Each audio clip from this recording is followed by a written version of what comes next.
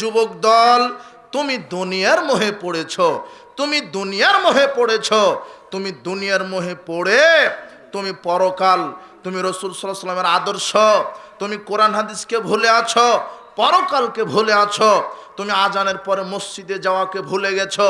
কেন? তুমি দুনিয়ার মোহে ব্যস্ত আছো। হয় জুয়ার আড্ডাই, না হয় জেনার আড্ডাই, না হয় গান বাজনার আড্ডাই, না হলে লটারির আড্ডাই, না হলে বেহায়াপনাই। তুমি ভুলে আছো দুনিয়াবি এই সুমিষ্টতায়। অথচ দিনে 5 বার মুয়াজ্জিন তোমাকে ডাকছে, হাইয়া আলাস সালাহ, হে পৃথিবীর মানব মণ্ডলী, আসো সালাতের দিকে, হাইয়া আলাল ফালাহ, যদি সালাতের দিকে আসো কল্যাণ হবে, আসো সালাতের দিকে, আসো কল্যাণের দিকে।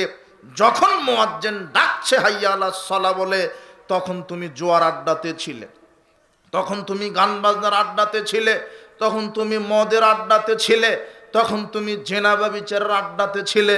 এই যে দেখো, দুনিয়ার জীবন তোমাকে গাফেল রেখেছে 5 ওয়াক্ত সালাত থেকে।